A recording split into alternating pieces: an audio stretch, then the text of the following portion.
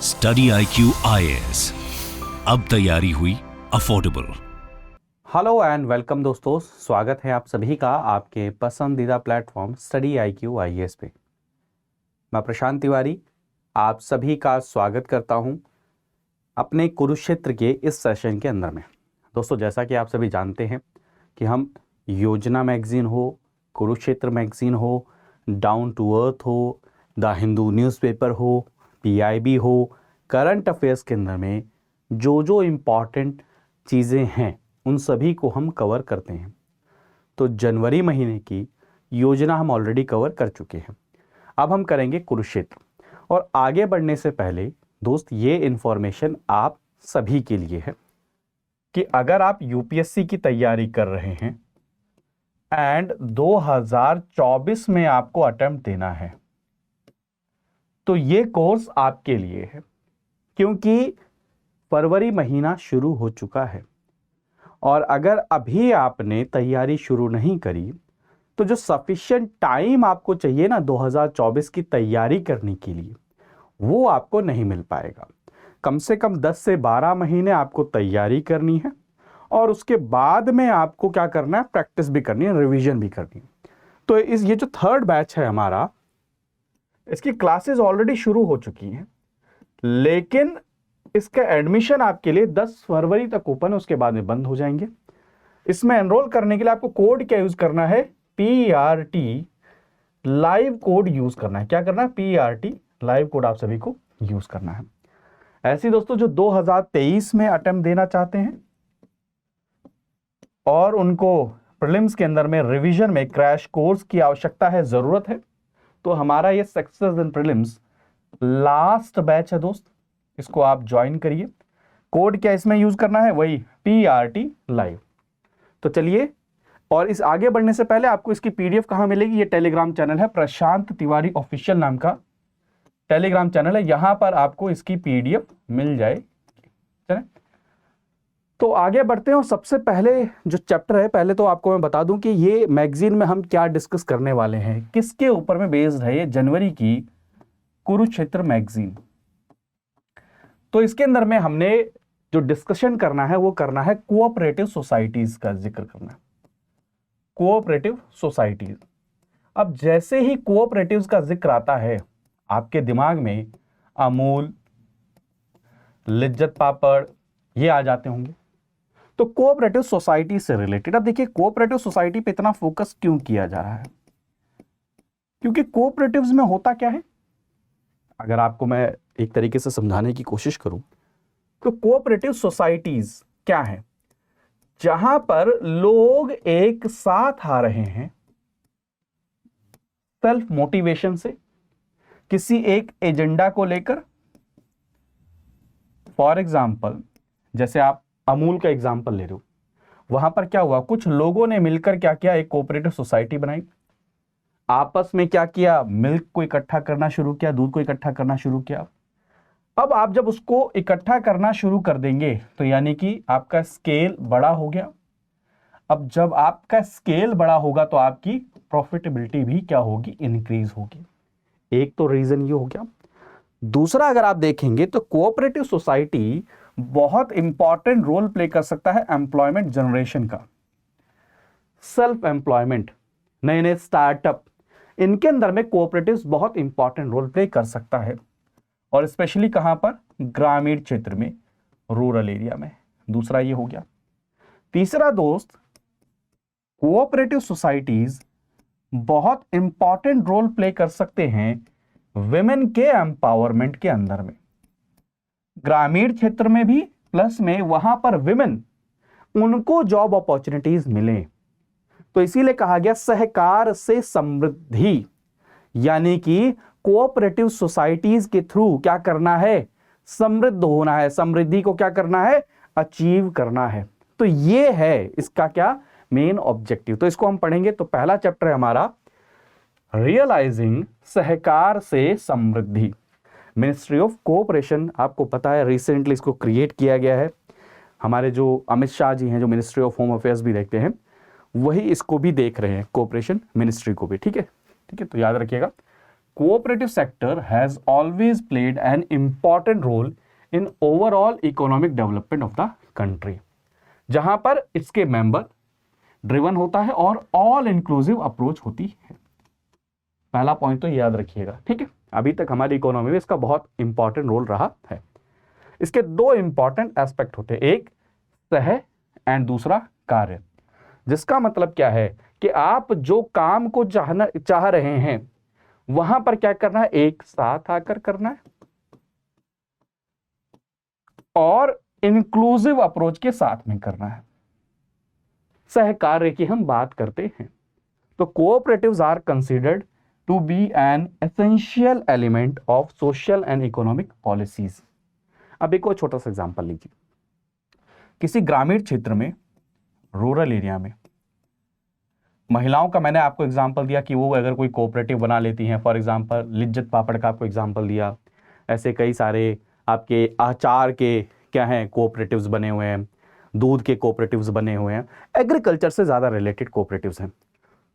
तो आप इससे सोचिए कि इकोनॉमिक अपलिफ्टमेंट तो हो ही रहा है, साथ में सोशल अपलिफ्टमेंट भी हो रहा है, प्लस में सोशल लेवल पर इंटीग्रेशन भी हो रहा है, लोग आपस में एक दूसरे के साथ में आ रहे हैं, तो सोशल लेवल पर क्या हो रहा है, इंटीग्रेशन भी हो रहा है।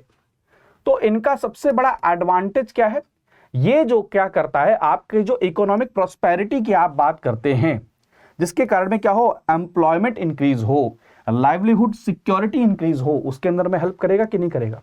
मैं बार बार ये एग्जांपल दे रहा हूं, किसी ग्रामीण क्षेत्र के अंदर में, वरना उन्हें क्या जॉब के लिए माइग्रेट करना पड़ रहा है।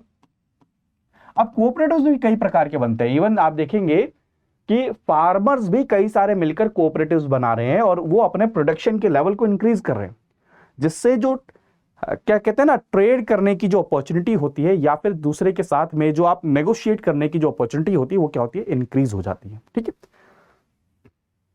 They are people centric organisation and through collective efforts bring cohesiveness and community business sense.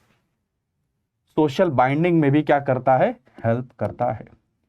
Different different caste, different different gender, different different stratification जो हैं, वहाँ के सभी के लोग एक साथ एक जगह पर आकर अगर काम कर रहे हैं तो ये क्या करेगा, सोशल बॉन्डिंग में भी क्या करेगा, हेल्प करेगा, सोशल इंटीग्रेशन में भी क्या करेगा, हेल्प करेगा।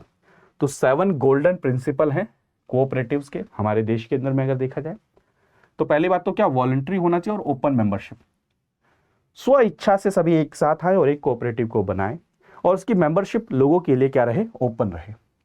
डेमोक्रेटिक मेंबर कंट्रोल रहे, जो भी डिसीजन लिया जा रहा है, जैसा भी डिसीजन लिया जा रहा है, सभी की सहमति के साथ में, आपस में एक दूसरे के साथ में संवाद करके सुझाव के साथ में ऐसे लिया जाए, democratic process. Member economic participation, जो मेंबर उसमें पार्टिसिपेट कर रहे हैं उनका इकोनॉमिक लेवल पर क्या होना चाहिए, पार्टिसिपेशन होना चाहिए। ऑटोनॉमी एंड इंडिपेंडेंस, ये भी बहुत इंपॉर्टेंट है कि स्वतंत्रता से काम कर सके, ठीक है। एजुकेशन प्रोवाइड कराना, ट्रेनिंग प्रोवाइड कराना, इंफॉर्मेशन प्रोवाइड कराना, कोऑपरेशन अमंग कोऑपरेटिव्स, जो कोऑपरेटिव है उनमें आपस में कोऑपरेशन होना, और कंसर्न फॉर कम्युनिटी। ज़्यादा जैसे अगर फार्मर रिलेटेड अगर कोई कम्युनिटी कोऑपरेटिव है तो फार्मर ये क्या है, बहुत इंपॉर्टेंट एक हिस्सा है, तो उनके इश्यूज़ को कंसर्न करना, उनके इश्यूज़ को क्या करना, एड्रेस करना, ठीक है। अब जैसे फार्मर्स की इनकम को बढ़ाना, उसमें अगर कोई कोऑपरेटिव बनती है तो उनके लिए क्या रहेगी, हेल्पफुल रहेगी। अब इसी चीज को ध्यान में देखिए, आप समझिए भारत में लगातार जनसंख्या बढ़ रही है, पहला पॉइंट। अब हर किसी के लिए गवर्नमेंट जॉब की अपॉर्चुनिटीज क्रिएट कर पाना संभव नहीं, दूसरा पॉइंट। और अगर हर कोई जॉब के लिए शहरों की तरफ पलायन करने लग जाए, ये भी सही नहीं, तीसरा पॉइंट। तो इन सब चीजों को ध्यान में रखते हुए कोऑपरेटिव्स एक बहुत इंपॉर्टेंट और एक सही रोल प्ले कर सकते हैं, जहां पर क्या होगा कि कोऑपरेटिव्स उसी रीजन में, उसी एरिया में जॉब अपॉर्चुनिटीज क्या करेंगे, प्रोवाइड कराएंगे, इकोनॉमिक अपलिफ्टमेंट भी करेंगे और सोशल अपलिफ्टमेंट भी करेंगे। और इन्हीं सब चीजों को ध्यान में रखते हुए हमने क्या किया, 2021 में मिनिस्ट्री ऑफ कोऑपरेशन को एस्टैब्लिश किया, जिसके कारण में हम कोऑपरेटिव का जो मूवमेंट है हमारे देश के अंदर में, उसको आगे बढ़ाना चाहते हैं। गांधी जी भी का भी जो इकोनॉमिक मॉडल था वो भी कोऑपरेटिव मॉडल ही रहा। उनका भी जो मेन फोकस रहा वो कोऑपरेटिव के ऊपर में ही रहा कि अगर हम कॉरपोरेट सेक्टर की तरफ जाते हैं तो वहां पर प्रॉफिटेबिलिटी ज्यादा इंपॉर्टेंट कंसर्न होता है, लेकिन अगर हम कोऑपरेटिव लेवल पर जाते हैं तो बेसिक जो नीड है उसका सॉल्यूशन प्लस में जो उसके अंदर में इन्वॉल्व हैं उनका अपलिफ्टमेंट, ये दोनों चीजें होती हैं। ठीक है, आपके प्रीलिम्स के एग्जाम में देखिए अगर आ सकता है तो एक तो अमेंडमेंट आ सकता है। आपको पता होना चाहिए कि कोऑपरेटिव्स को फॉर्म करना आपके फंडामेंटल राइट का भी हिस्सा है, ये भी क्वेश्चन आ सकता है। कब मिनिस्ट्री क्रिएट हुई, ये भी क्वेश्चन आ सकता है।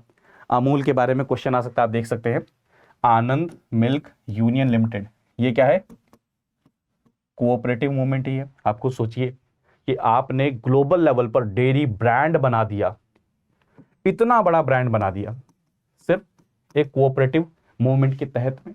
ठीक है, ये क्वेश्चन आ सकते हैं। तो आप अगर देखें हमारे देश के अंदर में रूरल एरिया में, जो ऑलरेडी मैं आपको बता रहा हूं, रूरल एरिया के अंदर में एम्प्लॉयमेंट अपॉर्चुनिटीज प्रोवाइड करने के अंदर में, गरीब लोगों को जो पुअर हैं उनको डिग्निफाइड लाइफ प्रोवाइड करने में कोऑपरेटिव्स का बहुत इंपॉर्टेंट रोल रहा है। आजादी के बाद से ही, हमारे फ्रीडम मिलने के बाद से ही कोऑपरेटिव्स का बहुत इंपॉर्टेंट रोल रहा है। ठीक है, लेकिन क्या हुआ, 1960s आते आते कोऑपरेटिव्स धीरे धीरे उनके स्टैग्नेशन की तरफ जाने लग गए।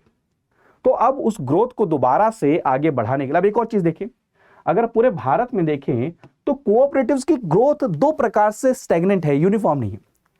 एक जैसे महाराष्ट्र आप देखेंगे, गुजरात देखेंगे, राजस्थान देखेंगे, जो वेस्टर्न एरिया है वहां पर कोऑपरेटिव्स हमें डेवलप होते ज्यादा नजर आते हैं, अदर रीजन में हमें नजर नहीं आते। पहला तो ये, दूसरा कोऑपरेटिव ज्यादातर एग्रीकल्चर फील्ड में, तो उसको भी कैसे डाइवर्सिफाई किया जाए, एग्रीकल्चर फील्ड के अलावा भी कोऑपरेटिव्स को कैसे और आगे बढ़ाया जाए, तो ये दोनों डाइवर्सिफिकेशन करना है। तो ये चीज याद रखिएगा, कोऑपरेटिव्स की ग्रोथ हमारे देश के अंदर में यूनिफॉर्म नहीं रही। जैसे महाराष्ट्र हो गया, गुजरात हो गया, आंध्र प्रदेश हो गया, वहां पर अगर देखेंगे कोऑपरेटिव्स का जो स्प्रेड है अच्छा खासा है। लेकिन जैसे उत्तर प्रदेश देखें, मध्य प्रदेश देखें, छत्तीसगढ़ देखें, जनसंख्या है, रिसोर्सेज हैं, सब कुछ है, लेकिन जो नंबर है कोऑपरेटिव्स के वो क्या है, बहुत कम है। ठीक है, समझ रहे हैं आप सभी। तो इसलिए सहकार से समृद्धि की हमने बात करी। तो ट्विन ऑब्जेक्टिव है, 3 ऑब्जेक्टिव के लिए, एक रूरल एरिया में एम्प्लॉयमेंट क्रिएट होगा, दूसरा रूरल एरिया में ही सोशल लेवल पर इंटीग्रेशन होगा, मास मोबिलाइजेशन होगा। तो ये 2 ऑब्जेक्टिव आप कह सकते हैं, जिससे क्या होगा, जो हमारी इकोनॉमिक ग्रोथ हो रही है उससे क्या होगा, equitable and wide spread growth होगी हमारे देश के अंदर में, हर रीजन के अंदर में, हर सेक्टर के अंदर में। ठीक है, तो ये ऑब्जेक्टिव आप समझ सकते हैं। ठीक है, the reach of cooperatives can be widened in various sector like fisheries, primary production, agricultural processing, इन सब के अंदर में भी तो लाया जा सकता है। अभी ज्यादातर जैसे अगर देखेंगे कोऑपरेटिव्स की बात आती है, हर कोई डेयरी प्रोडक्ट्स की बात करने लग जाता है। क्या कोऑपरेटिव्स पोल्ट्री की फॉर्म में नहीं आ सकते? क्या कोऑपरेटिव फिशरीज में, प्राइमरी प्रोडक्शन में, एग्रीकल्चर प्रोड्यूस में, इवन हॉर्टिकल्चर्स में, इनमें भी तो आ सकते हैं। तो उसमें भी हम इनको डाइवर्सिफाई कर सकते हैं। प्लीज याद रखिए, प्रीलिम्स में तो ऐसा क्वेश्चन आएगा ही, मेंस में एक 10 नंबर का क्वेश्चन कोऑपरेटिव से रिलेटेड आएगा कि कैसे कोऑपरेटिव देश की जो इस समय की नीड है उसको फुलफिल कर सकते हैं। तो मैं बार बार आपको बता रहा हूं, देश की इस समय की सबसे बड़ी नीड क्या है, हमारे पास में यंग जनरेशन है और हम चाहते हैं कि वो क्या करें, ज्यादा से ज्यादा वहां पर क्या हो, एम्प्लॉयबिलिटी हो, जॉब क्रिएशन हो। तो उसके अंदर में बहुत इंपॉर्टेंट क्या कर सकते हैं, रोल प्ले कर सकते हैं। क्लियर है, किसी को भी कोई डाउट इससे रिलेटेड नहीं होना चाहिए। The initial efforts include creating primary societies और primary cooperative credit society in every village of India and connecting them to nearby cooperative banks. Banks भी हैं। अब एक और चीज समझिए, अगर कोऑपरेटिव बनता है तो जो क्रेडिट यानी कि जो लोन लेने की सुविधा उसमें आसानी मिलती है, आपस में एक दूसरे का सहयोग भी बढ़ता है। तो ये क्या है, वेल एस्टेब्लिश फैक्ट है कि कोऑपरेटिव्स जो हैं वो आने वाले समय में बहुत अच्छा रोल प्ले कर सकते हैं, जहां पर आप प्रॉफिट को या फिर ग्रोथ को इक्विटेबली क्या कर सकते हैं, डिस्ट्रीब्यूट कर सकते हैं। ठीक है, क्लियर। तो एडवांटेजेस क्या क्या है? सबसे पहला एडवांटेज अगर आप देखेंगे, देखिए मेंस के हिसाब से पढ़ते जाइए, it can bring economically weaker section two the forefront of economic growth. बिल्कुल सही बात है। अब आप खुद सोचिए, आपने कहा हमें डेवलप्ड नेशन होना है, हमें 5 ट्रिलियन इकोनॉमी होना है। तो 5 ट्रिलियन इकोनॉमी होने के लिए अगर हम कहते हैं हमारा देश अभी भी रूरल एरिया में बसता है, तो उनका भी तो इकोनॉमिक लेवल पर पार्टिसिपेशन होना चाहिए। तो एग्जाम्पल आपको मैंने दे ही दिया, लिज्जत पापड़ दे दिया, अमूल दे दिया। और क्या बेनिफिट है? विमेन को एम्पावर करना। For instance 60,000 crore are directly remitted into the accounts of women farmers that are associated with Amul cooperative. अपने आप अंदाजा लगा लीजिए कितनी बड़ी बात है।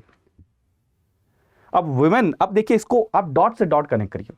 अगर विमेन एम्पावर हो रही हैं तो उससे एक और बेनिफिट मिलेगा। मैं बार बार ये पॉइंट कनेक्ट करता हूं, घर के अंदर में न्यूट्रिशन वैल्यू भी इंक्रीज होगी। जो सोशल लेवल पर जो कंडीशन है वो भी क्या होगी, इंक्रीज होगी। पॉइंट्स नोट करते रहिए, बहुत लॉजिकल हैं सारे के सारे, इंटर रिलेटेड हैं। तो आगे क्या कह सकते हैं, वे हेड क्या कह सकते हैं कि अगर cooperative should be ensured in new evolving sector. अगर अभी देखा जाए सिर्फ और सिर्फ एग्रीकल्चर सेक्टर पर अगर आप फोकस रहेंगे तो एक समय ऐसा आएगा कि सारे कोऑपरेटिव्स वहीं से रिलेटेड रहेंगे। इंश्योरेंस, टूरिज्म, हेल्थ, ऐसे सेक्टर्स को भी हम क्या कर सकते हैं, टैप कर सकते हैं। टारगेटेड अप्रोच रहनी चाहिए, जहां पर followed by all villages to form a fully functional cooperative. अब अगर ग्रामीण क्षेत्र में, यानी कि हर गांव अपने आप में क्या होगा, इकोनॉमिकली क्या हो जाएगा, सस्टेन करने लग जाएगा, सफिशिएंट होने लग जाएगा। तो अगर हर गांव प्रोस्पेरस होगा, हर गांव जीडीपी में डायरेक्ट कंट्रीब्यूशन करेगा, तो आप खुद देख सकते हैं देश की जीडीपी कहां जाएगी, किस स्तर तक जाएगी। They should be prepare to meet emerging challenges. A culture of transparency should be promoted. ठीक है, ट्रांसपेरेंसी होनी चाहिए। यह भी एक बहुत बड़ी समस्या है कि कहीं ऐसा ना हो कि आप कोऑपरेटिव्स को बढ़ावा तो देते रहे, लेकिन करप्शन, ऐसी चीजें भी नहीं होनी चाहिए। जो सोसाइटी के अंदर में जिनका बोलबाला है सिर्फ उन्हीं का कंट्रोल नहीं हो जाना चाहिए। एक ही कास्ट, एक ही जेंडर, एक ही सेक्शन का बोलबाला नहीं हो जाना चाहिए। ये भी इंश्योर करना पड़ेगा। तो अगर आपको कोऑपरेटिव्स के थ्रू प्रॉस्पेरिटी को पाना है, अपनाना है, समृद्धि को पाना है, सहकार से समृद्धि पाना है, तो 7 वाइटल पैरामीटर रहने वाले हैं। 4 P's and 3 E's। People, cooperating people, इंसान यानी कि लोग एक दूसरे के साथ में कोऑपरेट करें। प्रोडक्शन, लोगों के द्वारा प्रोडक्शन। फॉर एग्जांपल अगर विलेज में लोग साथ में आ जाएं, फिर वहीं पर ही प्रोडक्शन करें, इवन कई सारे हिस्से वहीं पर ही कंज्यूम हो जाएं, रूरल एरिया में कंज्यूम हो जाए, तो इकोनॉमी के अंदर में जो गैप है वो भी फिल होगा, वॉइड भी फिल होगा, है ना। तो ये भी चीज समझिए।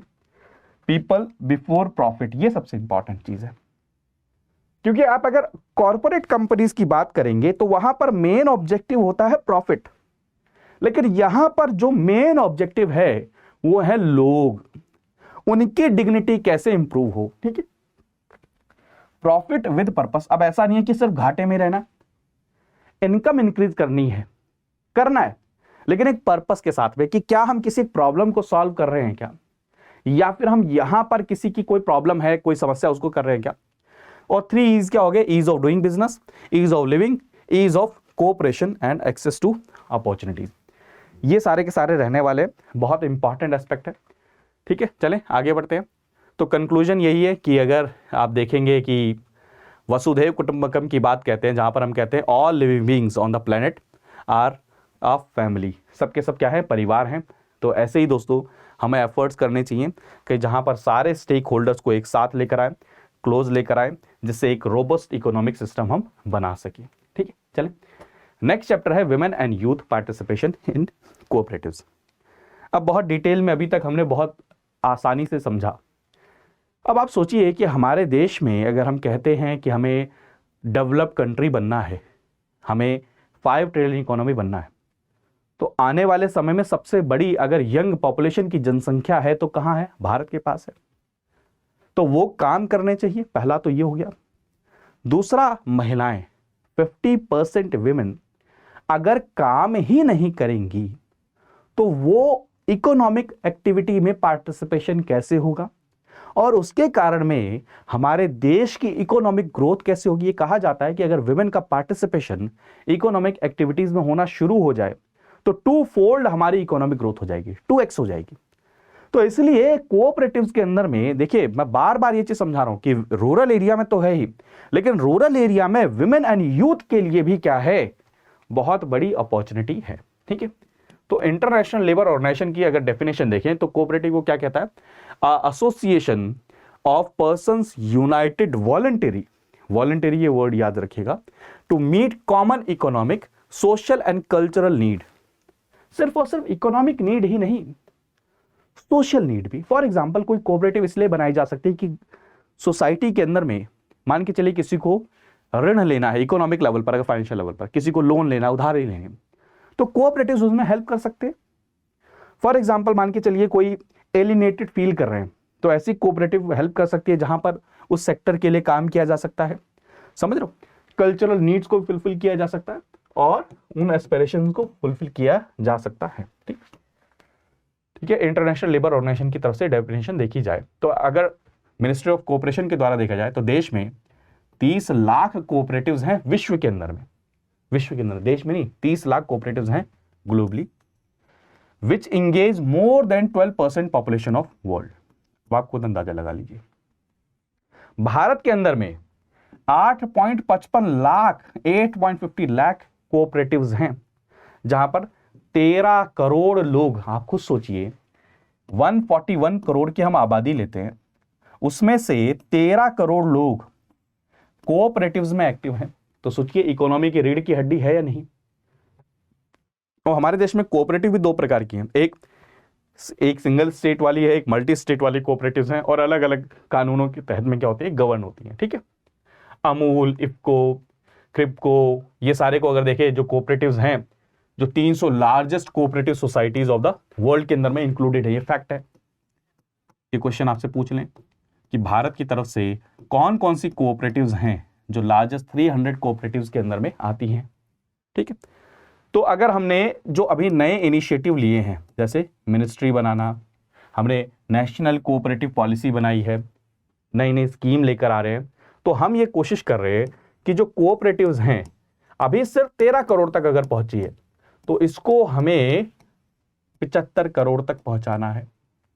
अब आपको सोचिए, अगर 75 करोड़ डायरेक्ट इकोनॉमिक एक्टिविटी में इन्वॉल्व हैं, जहां पर वो इकोनॉमिक प्रॉब्लम को सॉल्व करना चाह रहे हैं, सोशल प्रॉब्लम को सॉल्व करना चाह रहे हैं, कल्चरल प्रॉब्लम को सॉल्व करना चाह रहे हैं, तो आप खुद सोचिए उस रीजन का अपलिफ्टमेंट क्या होगा, और उस रीजन से फिर स्टेट का, फिर उस स्टेट से भारत का, आप अंदाजा लगा सकते हैं।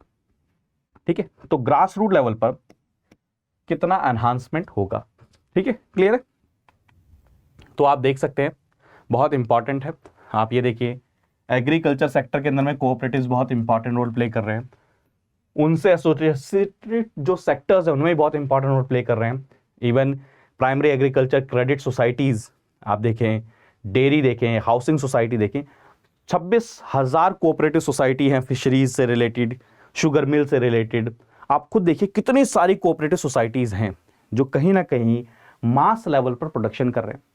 मास लेवल पर प्रोडक्शन हो रहा है यानी कि मास लेवल पर एम्प्लॉयमेंट हो रहा है, मास लेवल पर इन्वेस्टमेंट हो रहा है, और उतना ही ज्यादा मास लेवल पर जो एम्प्लॉयमेंट के कारण में उन लोगों के अंदर में चेंजेस आ रहे हैं, उनकी लाइवलीहुड में चेंजेस आ रहे हैं पॉजिटिव डायरेक्शन में। ठीक है, अब भारत के अंदर में अगर देखा जाए तो एक बहुत बड़ी एक और चीज समझिए कि 94% जो फार्मर्स हैं वो किसी ना किसी तरीके से कोऑपरेटिव सोसाइटीज से क्या है? कनेक्टेड हैं।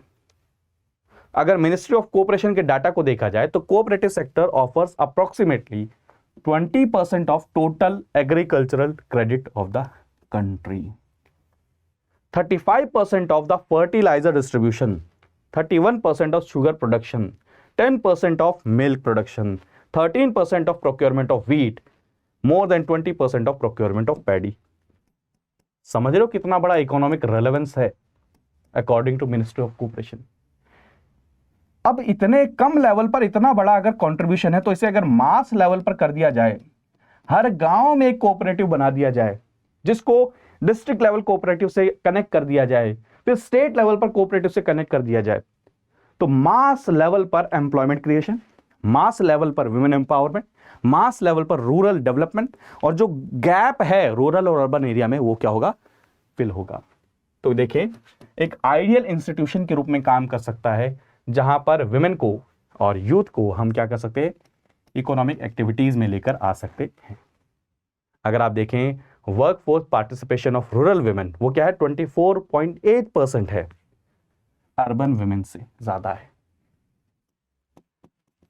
फैक्ट है, नोट करके रखिएगा। तो अगर आप देखें विमेन का female worker participation ratio increase हुआ है, इसे हमें और आगे लेकर जाना है, और आगे लेकर जाना है। ओनली 2.52% ऑफ कोऑपरेटिव्स सोनली कंप्राइजेस विमेन।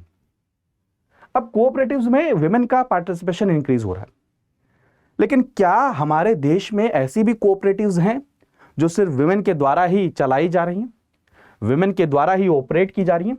उन नंबर को हमें क्या करना है, इंक्रीज करना है। इंडिया में अगर देखें तो यंगेस्ट पॉपुलेशन रहने वाली है, जहां पर 29 एवरेज एज रहेगी। तो इस यूथ को हम क्या कर सकते हैं, कोऑपरेटिव डेवलपमेंट के थ्रू अगर नॉलेज प्रोवाइड कराएं, स्किल प्रोवाइड कराएं, अपॉर्चुनिटी प्रोवाइड कराएं, तो कंट्री की इकोनॉमिक एक्टिविटी एंड उसके अंदर में क्या है, हेल्प मिल सकती है। ठीक है, can enable the younger generation to pool financial resources, skills, knowledge to establish successful enterprise. Cooperatives में हो क्या रहा है, जिनके पास नॉलेज है, रिसोर्सेज हैं, स्किल हैं, वो अगर एक साथ आ जाए, इंडिविजुअल लेवल पर काम करने से बेहतर अगर कोऑपरेटिव्स को एस्टैब्लिश करके मास लेवल पर वो काम किया जाए, तो स्केलेबिलिटी कितनी होगी। अब अगर स्केलेबिलिटी होगी तो कॉम्पिटिटिवनेस बढ़ेगी, और जब कॉम्पिटिटिवनेस बढ़ेगी तो क्या होगा, प्रॉफिटेबिलिटी भी इंक्रीज होगी। तो cooperative education budget 55 crore allocate किया गया, जहां पर कोऑपरेटिव की एजुकेशन दी जाए। तो यहां से क्या समझ में आता है कि cooperatives significant number of employment generate कर सकते हैं, वो हमारे देश के अंदर में विमेन एंड यूथ को एम्पावर कर सकते हैं, एक तरीके से देखा जाए इकोनॉमी का स्केल कर सकते हैं, मैंने ऑलरेडी बताया, और सोशल प्रोटेक्शन भी प्रोवाइड कर सकते हैं।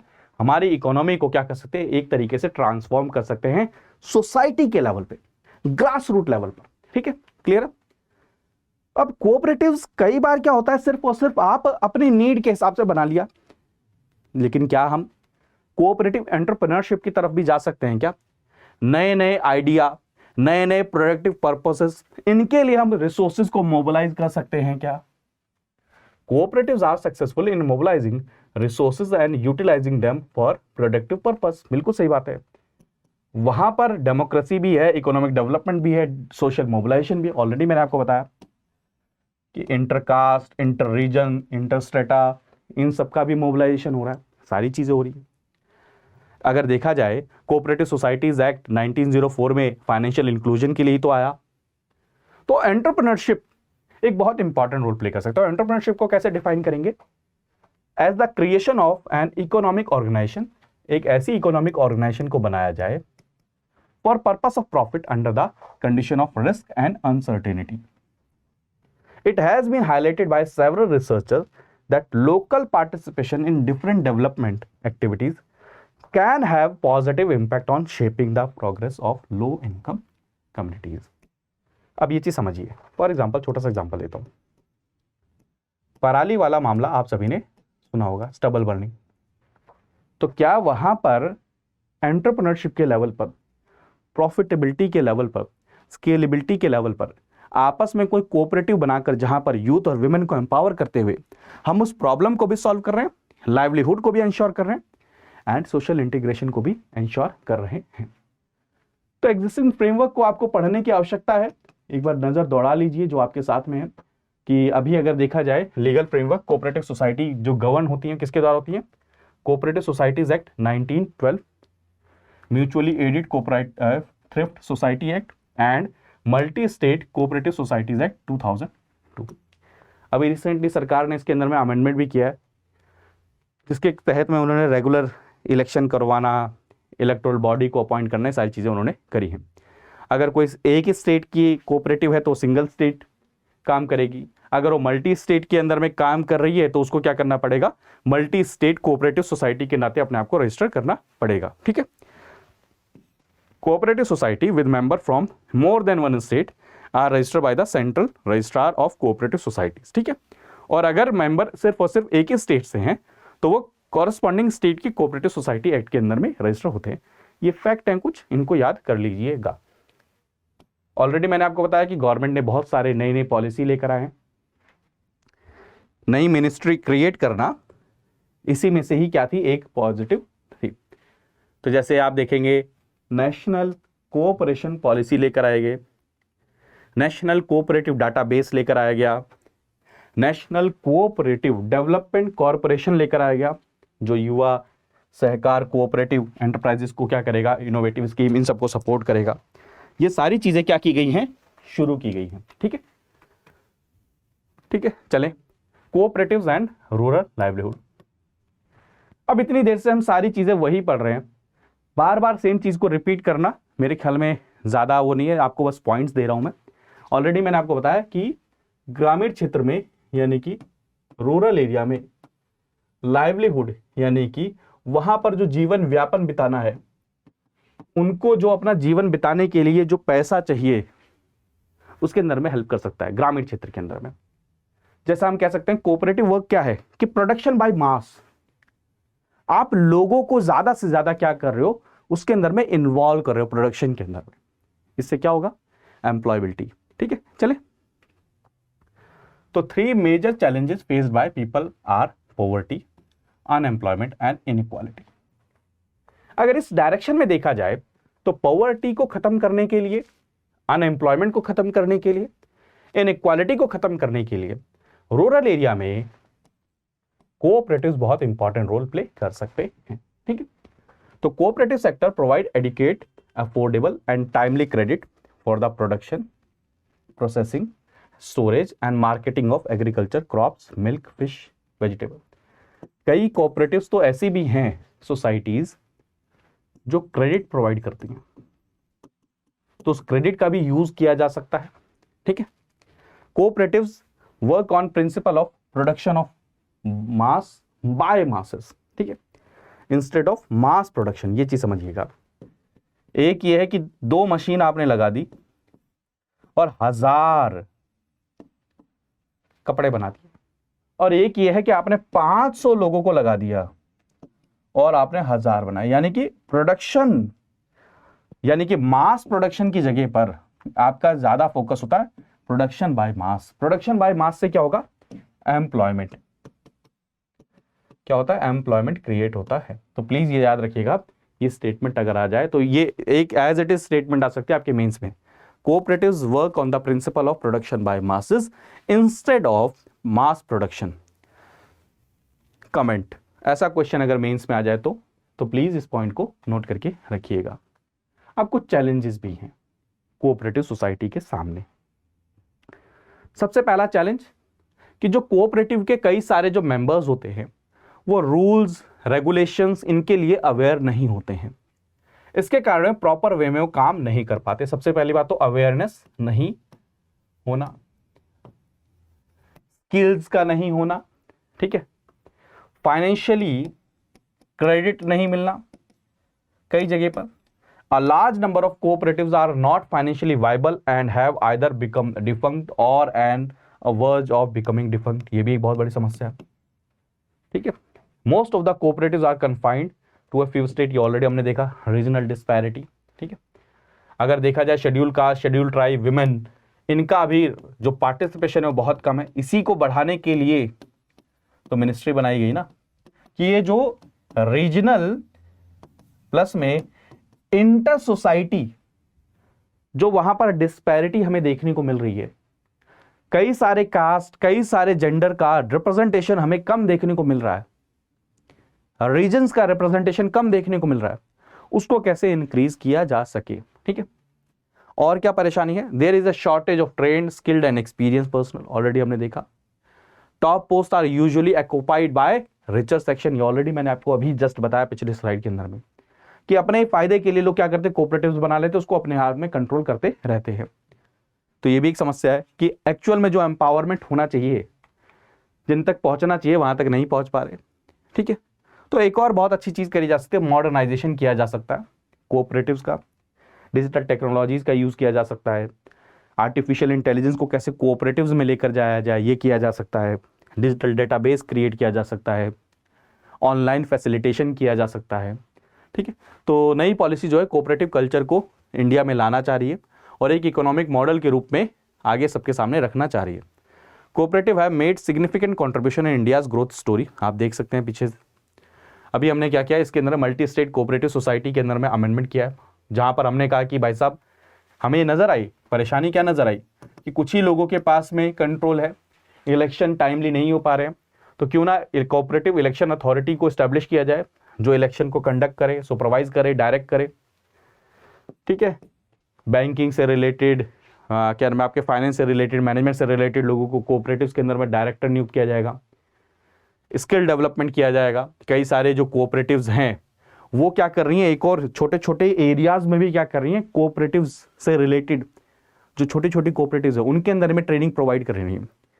जैसे मैं अमूल का एग्जांपल दूं, उसने क्या किया, छोटे छोटे एक नेटवर्क बना लिया कई सारी और कोऑपरेटिव्स के साथ में भी, ये भी बहुत बड़ी अच्छी चीज हो सकती है। ठीक है, ठीक है, तो जैसे आप देखें large cooperative Amul, IFFCO, NAFED, NCDC will be forming multi state export houses to export agricultural, handicrafts, khadi product to world market. ठीक है, डिजिटल आप सारी चीज़ें कर सकते हैं, तो आप फार्मर प्रोड्यूस ऑर्गेनाइजेशन के रूप में भी काम कर सकते हैं, जहां पर आप क्या करेंगे, कोऑपरेटिव्स बनाएंगे, कोऑपरेटिव्स बन के क्या करेंगी, फार्मर्स के जो प्रोड्यूस हैं, अब जैसे छोटा सा एग्जांपल लीजिए, कोई 4 बीघे 5 बीघे में छोटी छोटी खेती कर रहे हैं, तो वहां पर क्या है, सारे के सारे अगर एक साथ आ जाए एक कोऑपरेटिव को एस्टैब्लिश करने, तो एक लार्ज नंबर पे प्रोडक्शन होगा, और फिर लार्ज नंबर पे जो प्रोडक्शन होगा वो जो मार्जिनल फार्मर हैं उनके पास में क्या आएगा, जो स्मॉल और मार्जिनल फार्मर्स हैं उनके पास में अपॉर्चुनिटी आएगी, उनके पास में क्या आएगा, ट्रेड ऑफ करने की एक अपॉर्चुनिटी आएगी,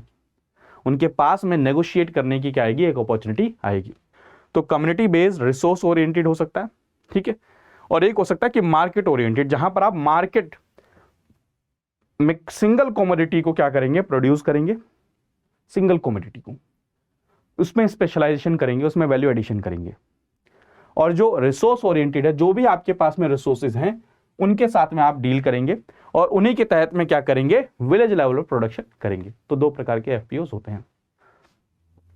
तो आप इन शॉर्ट ये समझिए कि जो फार्मर प्रोड्यूसर जो ऑर्गेनाइजेशंस हैं, जो हम कह रहे हैं कि एफपीओस एक बहुत इंपॉर्टेंट रोल प्ले कर सकती हैं फार्मर्स को एम्पावर करने में, छोटे छोटे स्मॉल और मार्जिनल फार्मर्स को साथ आने में।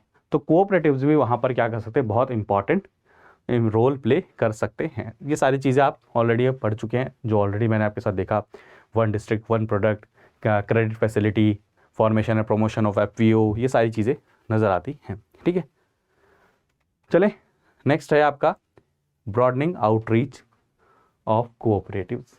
अब आउटरीच कैसे ब्रॉड करेंगे, digitisation, digital network, artificial intelligence, database creation, processing जो है वो डिजिटल लेवल पर हो, क्रेडिट फैसिलिटी डिजिटल लेवल पर हो, जो अगर अपने प्रोडक्ट्स को सेल कर रहा है डिजिटल लेवल पर हो, सारी चीज़ें हो सकती हैं। और कुछ फैक्ट हैं जो इस स्लाइड में आपके साथ में डिस्कस करना चाहूँगा। सबसे पहला फैक्ट याद रखिएगा कि यूनाइटेड नेशन ने 2012 को इंटरनेशनल ईयर ऑफ कोऑपरेटिव के रूप में क्या किया है, घोषित किया था। The share of agriculture in cooperatives was 83% in Netherlands, 55% in Italy and 31% in Finland 2015 में। तो अभी हमें क्या करना है, वर्ल्ड में अगर 300 कोऑपरेटिव्स में हमारी 3 कोऑपरेटिव्स लार्ज कोऑपरेटिव्स आती हैं, तो हमें क्या करना है, एक तो इनके नंबर को इंक्रीज करना है। अगर वर्ल्ड में देखा जाए 30% जो कोऑपरेटिव्स हैं वो कहां से आती हैं, एग्रीकल्चर एंड फूड सेक्टर के अंदर से आती हैं। और आप जानते हैं हमारे देश में तो एग्रीकल्चर कितना इंपॉर्टेंट रोल है। एग्रीकल्चर आप सभी जानते हैं कितने बड़ा लार्ज सेक्शन हमारा एग्रीकल्चर में है, फूड सेक्टर में है। तो हम ऐसे कोऑपरेटिव्स को क्या कर सकते हैं, वर्ल्ड लेवल पर स्केल अप कर सकते हैं, जिससे क्या होगा, जॉब अपॉर्चुनिटीज क्रिएट होंगी। Food and Agriculture Organization states that cooperatives are the pillar for agricultural development and food security in the world। और सेम चीज इंडिया में भी वो क्या कर सकते हैं, हेल्प कर सकते हैं। तो कैसे आप आउटरीच करेंगे, जैसे आप इंफॉर्मेशन एंड कम्युनिकेशन टेक्नोलॉजीज का यूज करेंगे, internet of thing, big data analysis, machine learning, इनका यूज कर सकते हैं। जैसे एग्रीकल्चर कोऑपरेटिव्स के अंदर में हेल्प हो, उनकी वर्किंग में क्या हो, हेल्प हो, डिसीजन मेकिंग में हेल्प हो, कब क्या करना है, किस उससे रिलेटेड डाटा अगर आपके पास में है, आपके पास में अगर रियल टाइम डाटा है तो आप उसके हिसाब से डिसीजन मेकिंग में हेल्प कर सकते हैं। ठीक है, डिजिटल टेक्नोलॉजीज एग्रीकल्चर के अंदर में इंफॉर्मेशन क्रिएट करना, इंफॉर्मेशन वेल्थ क्रिएट करना, प्लानिंग के अंदर में, एग्रीकल्चर ऑपरेशंस की प्लानिंग में, सब में हेल्प कर सकते हैं। ठीक है, कौन से मेथड को अपनाया जाए, कौन सी मैप के थ्रू आप एनालिटिक्स कर सकते हैं जिससे आपका प्रॉफिट क्या हो, इंक्रीज हो। आप टेक्नोलॉजी का यूज़ कर सकते हैं, कहाँ पर सॉइल मॉइस्चर ज़्यादा है, कहाँ पर कम है, सारी चीज़ें तो डिजिटल टेक्नोलॉजीज़ का यूज़ किया जा सकता है। ठीक है, जिससे आप अब जैसे डिजिटल टेक्नोलॉजी का यूज़ करके आप ऐसा सेटअप बना सकते हैं कि जो रीजनल बैरियर है उसको रोक सकते हैं, कंट्री बैरियर है, एक जगह से दूसरी जगह पर आप नई नई अपॉर्चुनिटीज़ प्रोवाइड करा सकते हैं। ठीक है, आप नॉलेज को ट्रांसफ़र कर सकते हैं जिसके थ्रू, डिजिटल टेक्नोलॉजीज़ के थ्रू। ठीक, need for regulation and policy. अब इतनी सारी चीज़ें तो हो गई, आने वाले समय में हमें इसको और अच्छे से रेगुलराइज करना पड़ेगा और नई नई पॉलिसीज़ लानी पड़ेंगी। ये सारी चीज़ें हमें करनी पड़ेंगी जिससे क्या हो, एग्रीकल्चर के अंदर में क्या मिले, कोऑपरेटिव्स का हमें हेल्प देखने को मिलता है। तो इन शॉर्ट में आपको यहाँ पर अगर एक फ्लो चार्ट समझाऊँ, ये रही कोऑपरेटिव सोसाइटीज़। इनके मेन ऑब्जेक्टिव क्या है, 3 ऑब्जेक्टिव है। एक इकोनॉमिक, दूसरा सोशल, है ना, तीसरा लाइवलीहुड, या फिर कल्चरल, सोशल प्लस कल्चरल आप कह सकते हैं, है ना। हमारे देश में रूरल एरिया, ग्रामीण क्षेत्र बहुत बड़ी संख्या में, अगर आप देखें 65 to 70% आबादी हमारी ग्रामीण क्षेत्र में रहती है। दूसरी चीज, तीसरी चीज, अगर हम कोऑपरेटिव्स को हर विलेज तक लेकर जाएंगे तो क्या होगा, एम्प्लॉयमेंट, जो हमारे देश की सबसे बड़ी एक समस्या होती है, सकती है आने वाले समय में, अनएम्प्लॉयमेंट, क्योंकि जनसंख्या बढ़ेगी। अब जनसंख्या के पास में काम भी होना चाहिए, तो कोऑपरेटिव्स बहुत इंपॉर्टेंट रोल प्ले कर सकते हैं। दूसरी चीज, यूथ एंड वुमेन, उनको एम्पावर करने में, उनको स्किल प्रोवाइड करने में, उसके अंदर में हेल्प प्रोवाइड कर सकते हैं। तीसरी चीज, जो एंटरप्रेन्योरशिप है उसके अंदर में भी कोऑपरेटिव्स क्या कर सकते हैं, हेल्प कर सकती हैं। एंटरप्रेन्योर्स को क्या कर सकते हैं, मोटिवेट कर सकते हैं, उनको क्रेडिट प्रोवाइड कर सकते हैं जिससे उस रीजन के अंदर में एंटरप्रेन्योरशिप क्या हो, इंक्रीज हो। तो आप देख रहे हैं कि कोऑपरेटिव एक अपने आप में कितना इंपॉर्टेंट रोल प्ले कर सकता है।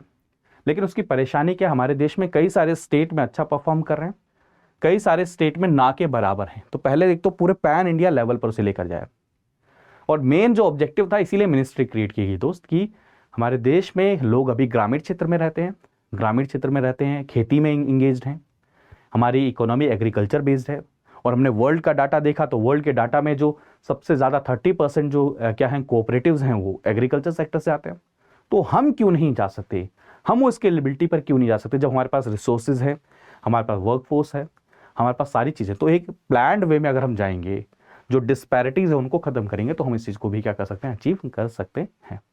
तो ये मेंस के पर्सपेक्टिव से आपके अगर मान के चलिए 5 पॉइंट का क्वेश्चन आ जाए, तो ये 5 पॉइंट अगर आप एक्सप्लेन कर देंगे, skill, credit system, entrepreneurship, village level पर, रूरल लेवल पर एम्प्लॉयमेंट, वुमेन का एम्पावरमेंट, यूथ का एम्पावरमेंट, यूथ जो कि अभी आने वाले समय में हमारे पास में सबसे ज़्यादा होगा, उसको कैसे एम्प्लॉय किया जाए, ये सब चीज़ों के अंदर में, सोसाइटी के अंदर में इंटीग्रेशन, सोशल बॉन्डिंग के अंदर में इंटीग्रेशन, ये सब अगर आप कहेंगे तो सारी की सारी चीज़ें क्या होंगी, इक्विटेबल ग्रोथ, इंक्लूसिव ग्रोथ, ये वर्ड अगर आप यूज़ करेंगे, कीवर्ड्स हैं, तो आपका आंसर कंप्लीट माना जाएगा।